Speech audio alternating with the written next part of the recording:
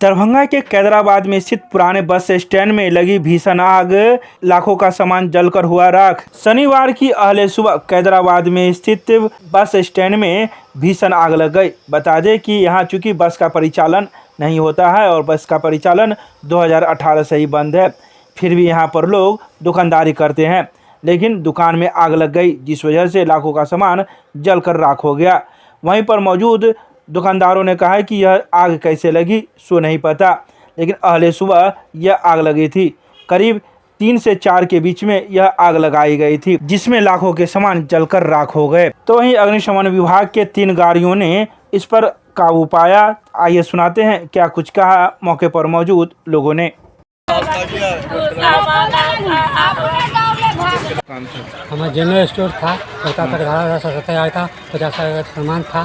तो क्या क्या था सामान? चप्पल जूता चॉकलेट थे, सब चप्पल जूता था, चॉकलेट तेल सामने से था, उनमें झोला फोला अगला मगला सब था। कैसे लगा पता नहीं है? पता नहीं, हम सुबह में बिलपत्र तोड़ने जा रहे थे तो अभी देखे कि आग लगा हुआ था, वहाँ से गुम हो गया। बिलपत्र तोड़ने जा रहे थे अभी हम तो।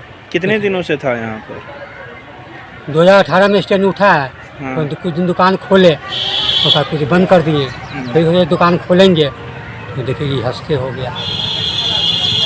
कौन सा जगह है? कैदराबाद बस स्टैंड था। क्या नाम हुआ आपका?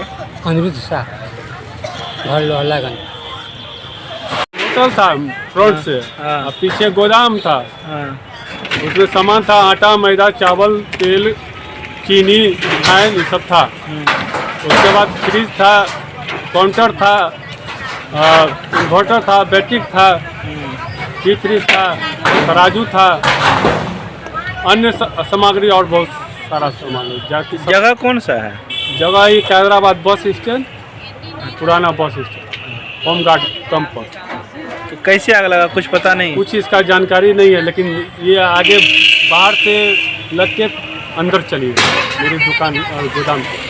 कितना का नुकसान हुआ? नुकसान लगभग 2 लाख रुपया से कम का नहीं हुआ होगा, ज़्यादा का होगा।